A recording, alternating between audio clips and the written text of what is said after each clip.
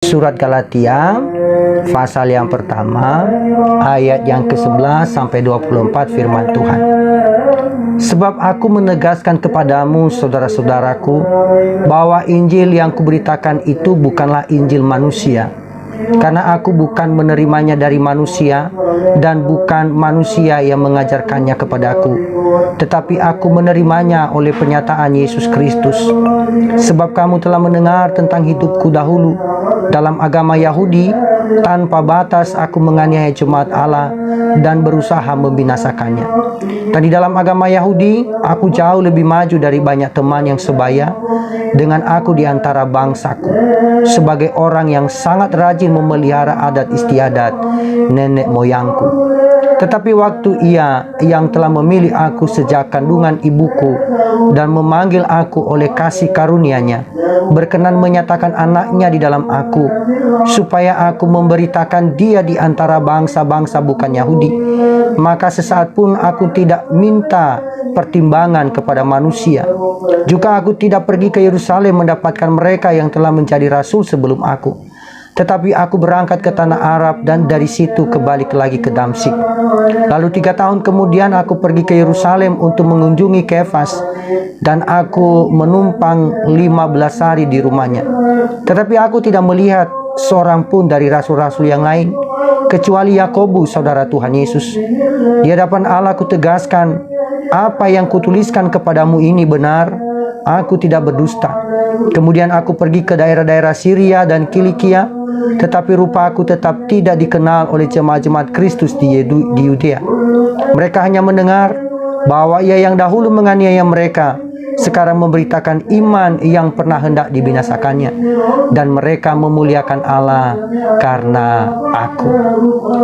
Bapak Ibu Saudara yang dikasihi dalam Tuhan Yesus Kristus, perenungan firman Tuhan pada pagi hari ini dibawa tema pemilihan yang istimewa. Pemilihan yang istimewa. Saudara, istilah pemilihan memang sangat kentara dengan teks yang ada di dalam surat Efesus pasal 1 ayat 4, dan ini menjadi ayat yang sering dibandingkan atau menjadi dasar pemilihan.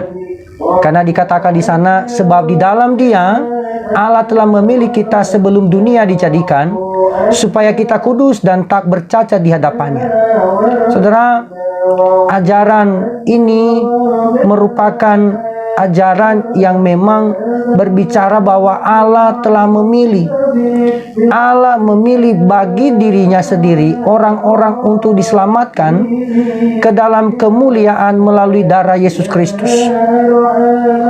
Saudara, kalau kita melihat ayat dan ajaran ini mengajarkan bahwa semua berkat yang kita nikmati sebagai orang Kristen itu didasarkan pada pemilihan Allah dalam hidup kita, dan yang berlangsung di dalam kekekalannya itu di masa lalu, jauh sebelum kita lahir di dunia ini, bahkan jauh sebelum penciptaan itu sendiri.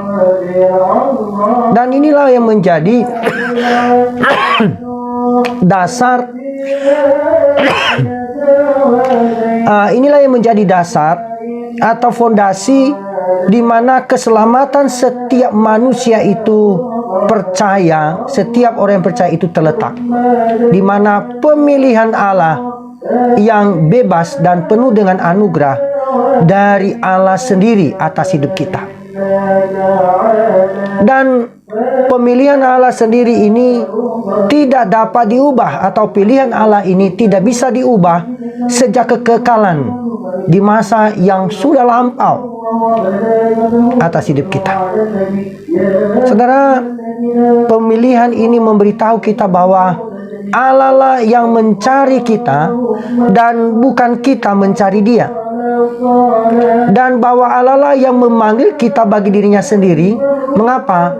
Karena Ia telah lama memilih kita di dalam rancangannya, dalam penetapannya. Nah, di dalam memilih kita sebagai umat bagi dirinya sendiri, Ia menetapkan sarana yang kita perlukan, yaitu pencurahan darah dari Kristus yang tidak bernoda atau tidak bercacat atau tidak bersalah. Saudara dan saya punya hak yang istimewa. Mengapa saudara dan saya diberikan hak istimewa duduk di hadapan Allah pada pagi hari ini? Bahkan diberikan hak istimewa, yaitu menjadi anak-anaknya. Nah, salah satu bagian yang sangat unik dalam kitab Galatia atau surat Galatia, ini merupakan satu bagian yang kita renungkan ini adalah kelanjutan di pasal 1 ayat 6 sampai dengan ayat yang ke-10 tentang bagaimana Injil Tuhan itu diberitakan bukan karena kesukaan manusia, tetapi karena kesukaan Allah. Ya, dan dilanjutkan di ayat yang ke-11 sampai 24. Ini merupakan satu bagian frasa atau satu bagian paragraf dalam Alkitab yang menjelaskan tentang bagaimana Paulus menerima panggilan yang sangat istimewa, pemilihan Allah atas hidup Paulus yang sangat istimewa. Mengapa saudara? Karena di antara jemaat, ya secara khusus Galatia, mempersoalkan kenapa Paulus ini menjadi seorang rasul. Bahkan tidak hanya itu, mereka mempertanyakan tentang Injil yang dia beritakan. Ya. Makanya di bagian yang kita lihat yang pertama itu dikatakan ya 11 itu, sebab aku menegaskan kepadamu. Ini merupakan satu catatan penting dalam tulisan Paulus untuk menunjukkan kebenaran, ya, sebagai pembelaannya di hadapan umat Allah, bagaimana dia menjadi seorang rasul. Dikatakan sebab aku menegaskan kepadamu, artinya ini serius. Dan tidak hanya itu, kalau kita melihat di ayat ke-20 dikatakan di hadapan Allah ku tegaskan. Apa yang dia tegaskan? Apa yang dia tulis kepada jemaat Galatia ini benar. Dan yang kedua, penegasannya bahwa di hadapan Allah dia tidak berdusta. Saudara, ini poin penegasan terkait dengan cara Paulus mempertahankan iman di tengah-tengah atau di hadapan orang-orang yang meragukan kerasulannya, yang meragukan pemberitaannya, yang meragukan Injil yang dia beritakan. Sebab aku menegaskan kepadamu, bahkan dikatakan di hadapan Allah aku tegaskan bahwa apa yang dia tulis pada bagian surat Galatia ini di hadapan jemaat Galatia dan orang-orang Galatia yang meragukan kebenaran yang dia sampaikan, dikatakan kutuliskan ini dengan benar. Bahkan dikatakan di hadapan Allah aku tidak berdusta. Saudara, mengapa dikatakan pemilihan yang istimewa? Itu pasti ada tantangannya. Ketika kita menjadi pribadi yang sangat istimewa, maka di saat yang sama ada juga tantangan. Ya, kita adalah orang-orang yang meyakini Yesus Yesus Kristus sebagai Tuhan dan Tuhan pribadi. Tetapi di saat yang sama kita juga diragukan maaf, atau dipertanyakan, apakah kita benar-benar orang Kristen? Apakah kita benar-benar orang yang mengikut Kristus? Pertanyaan atau bobot pertanyaan yang sama itu diperhadapkan dengan Paulus. Dan surat ini ditujukan kepada jemaat Galatia. Dia 11 dikatakan saudara-saudaraku. Artinya dia sangat terbuka. Walaupun dia mungkin dipertanyakan, walaupun dia diragukan, tetapi itu tidak menghalanginya untuk mengasihi orang lain dan menunjukkan kebenaran kepada mereka. Saudara, menjadi pertanyaan lanjutan kepada kita, kenapa dikatakan istimewa? Mengapa istimewa? Karena kalau kita membandingkan di ayat yang pertama, dari Paulus seorang rasul bukan karena manusia, juga bukan oleh seorang manusia, melainkan oleh Yesus Kristus dan Allah Bapa yang telah membangkitkan Dia dari antara orang mati. Artinya, kita istimewa bukan karena manusia, bukan karena juga pernyataan manusia, bukan. Tetapi keistimewaan kita berada di tangan Tuhan.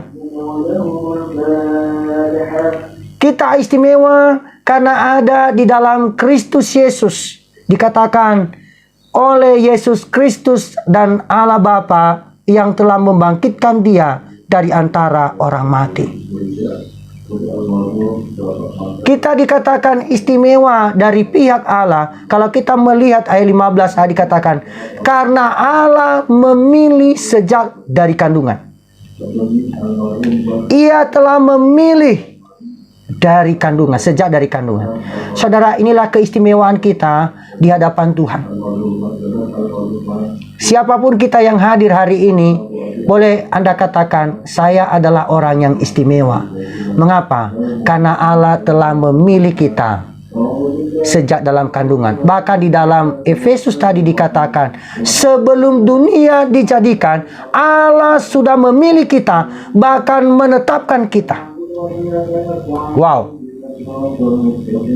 Saudara, Allah mengutus Paulus sejak lahir untuk memberitakan Injil kepada bangsa-bangsa bukan Yahudi.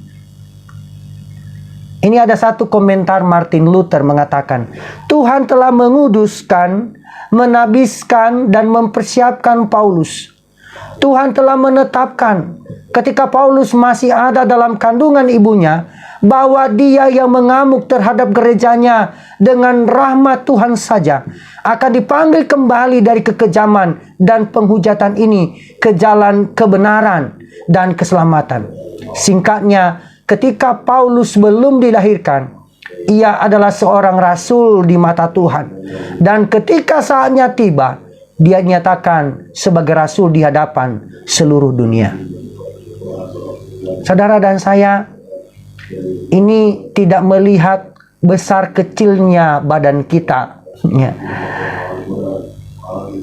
tinggi rendahnya pendidikan kita,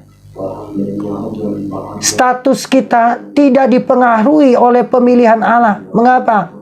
Kalau kita melihat dari sisi Paulus, ketika dia dipilih, artinya belum sama sekali. Kita melihat potensi dari Paulus, dan dia mengatakan, ia telah memilih aku dari dalam kandungan. Makanya itulah mengapa kita dikatakan pemilihan itu istimewa.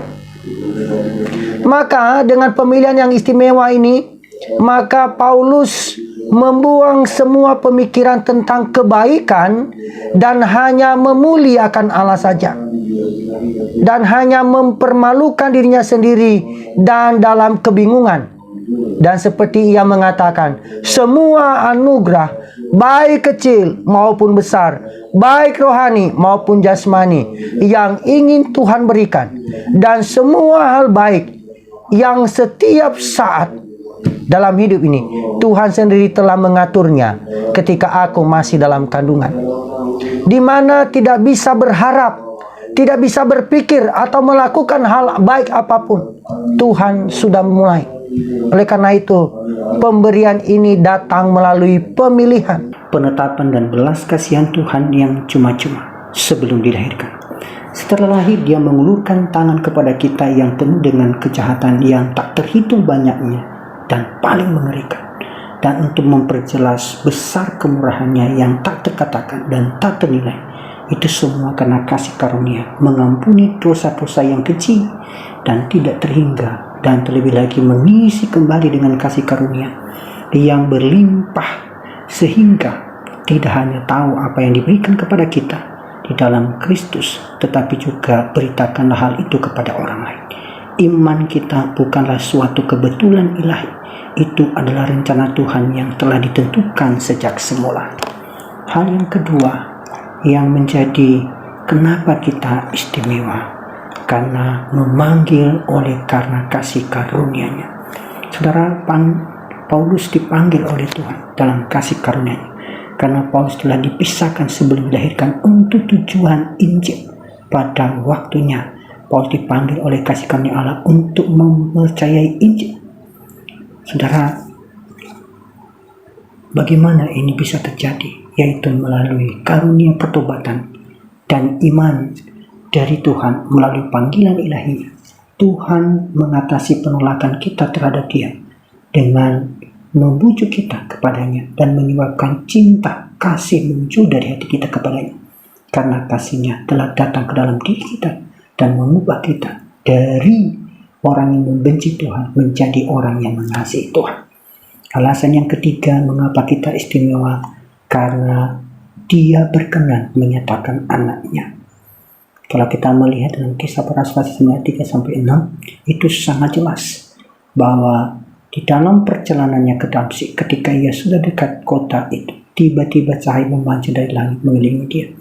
Dia rebah ke tanah dan kedengaranlah olehnya suatu suara yang berkata kepadanya, "Saulus, Saulus, mengapakah engkau menganiaya aku?"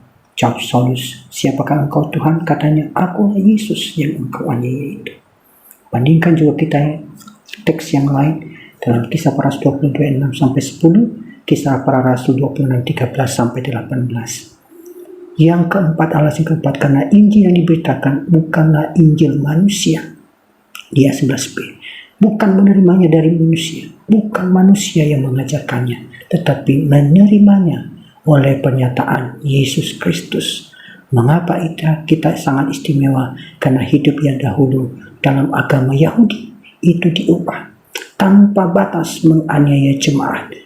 Paulus menganiaya jemaat karena pemahamannya konsep tentang keyahudiannya dan berusaha membinasakan yaitu umat Allah. Dalam Kisah Para Rasul pasal 83, tetapi Saulus berusaha membinasakan jemaat itu dan ia memasuki rumah demi rumah dan menyeret laki-laki dan perempuan keluar dan menyerahkan mereka untuk dimasukkan ke dalam penjara. Demikian juga kalau kita membaca dalam Kisah Rasul 22:4-5 dan Kisah Rasul 26:9-11. Bagaimanapun juga aku sendiri pernah menyangka bahwa aku harus keras bertindak menentang nama Yesus dari Nazaret. Hal itu kulakukan juga di Yerusalem. Aku bukan saja telah memasukkan banyak orang kudus ke dalam penjara setelah aku memperoleh kuasa dari imam-imam kepala, tapi aku juga setuju jika mereka dihukum mati. Bahkan dalam rumah-rumah ibadat aku sering menyiksa mereka dan memaksanya untuk menyangkal imannya, dan dalam amarah yang meluap-luap aku mengejar mereka bahkan sampai ke kota-kota asing. Saudara, ini merupakan konsep hidup dalam keagamaan Yahudi sebelum Paulus mengenal Kristus. Bahkan dikatakan membandingkan dengan yang lain dengan dirinya di dalam agama Yahudi, dia lebih maju dari banyak teman yang sebanyak di antara bangsaku, orang yang sangat rajin memelihara istiadat moyangku. Kita juga membandingkan dalam Kisah pasal 20:3. Aku adalah orang Yahudi, lahir di Tarsus di tanah Kilikia, tetapi dibesarkan di kota ini. Dididik dengan teliti bawah pimpinan Gamaliel dalam hukum nenek moyang kita, sehingga aku menjadi seorang yang giat bekerja bagi Allah, sama seperti kamu semua pada waktu itu. Saudara, tidak ada satu hal pun di masa lalu Paulus yang membuat dia bisa menerima Injil dengan baik. Dia memasukkan sebagian kisahnya dalam ayat 13-17 untuk menunjukkan kepada kita ada perubahan dalam hidup. Dia tulus dalam iman Yahudinya, namun dengan tulus yang salah dalam kesimpulannya. Daripada menutupi dosa-dosa, Paulus menuliskannya agar semua orang di sepanjang sejarah, termasuk dengan saya, dapat melihatnya, dapat belajar bahwa perubahan seperti itulah yang Yesus ciptakan dalam Injil. Kita menjadi orang yang rela berbagi masa lalu kita yang memalukan karena masa depan yang cerah Yesus berikan kepada kita. Ketika Tuhan mengungkapkan Injilnya kepada kita, kita menjadi jujur dengan masa lalu kita dan menggunakan cerita kita itu untuk membantu orang lain memahami berita tentang Tuhan. Hanya kebebasan di dalam Kristuslah yang dapat menciptakan kejujuran seperti itu. Saudara, sebagai orang yang dipilih secara istimewa, punya tugas dalam pemilihan yang istimewa. Yang pertama, memberitakan Injil. Injil apa tentang Dia, yaitu Yesus Kristus, di antara bangsa-bangsa bukan Yahudi. Dikatakan, maka saat pun aku tidak minta pertimbangan kepada manusia. Juga aku tidak pergi ke Yerusalem mendapatkan mereka yang telah menjadi rasul sebelum aku. Tapi aku berangkat ke tanah Arab dan di situ lagi ke Damsyik. Lalu 3 tahun kemudian aku pergi ke Yerusalem untuk mengunjungi Kefas dan aku menumpang 15 hari di rumahnya. Tapi aku tidak melihat seorang pun daripada rasul-rasul yang lain kecuali Yakobus, saudara Tuhan Yesus. Artinya dia memberitakan Injil, berita tentang Yesus Kristus di antara bangsa-bangsa Yahudi. Memberitakan tentang iman. Dia menyebar sampai pergi ke daerah Syria dan Kilikia. Kedatipun rupanya tetap tidak dikenal oleh jemaat Kristus yang ada di dia, tapi mereka hanya mendengar bahwa ia yang dahulu mengenai mereka sekarang memberitakan iman yang pernah hendak dibinasakan. Saudara, ini kita belajar. Mungkin kita tidak dikenal karena tugas panggilan kita, tapi biarlah Yesus dikenal. Mungkin kita tidak diakui karena tugas dan panggilan kita, tapi biarlah mereka Yesus akui. Demikian juga yang difahami orang-orang yang mengenal Paulus. Mereka mengenal masa lalunya. Mereka tidak melihat Kristusnya, tapi mereka melihat keharuman daripada Kristus melalui hidup dan pelayanannya. Saudara, kita memiliki pemilihan yang istimewa, maka punya tujuan. Tujuannya adalah supaya aku memberitakan dia di antara bangsa-bangsa Yahudi. Maka saat pun aku tidak minta pertimbangan kepada manusia. Saudara, tujuannya supaya berita Injil, berita tentang Yesus disampaikan, bukan berita tentang kita. Dan yang kedua, supaya mereka memuliakan Allah karena pelayanan dari yang dilakukan oleh Paulus. Saudara, bagaimana dengan kita? Pemilihan dan panggilan sebagai orang percaya adalah dari Allah. Tuhan bisa memakai siapapun untuk menjadi Allahnya. Maka respon terhadap pemilihan Allah adalah bertanggung jawab untuk memberitakan Injil. Apapun yang dikerjakan adalah bertujuan supaya Injil diberitakan. Orang mengenal siapa itu Yesus, bukan mengenal siapa kita. Tapi mereka mengenal Yesus, bukan memuji kita, tetapi memuliakan Allah. Melalui apa? Lewat hidup kita. Kiranya Tuhan memberkati.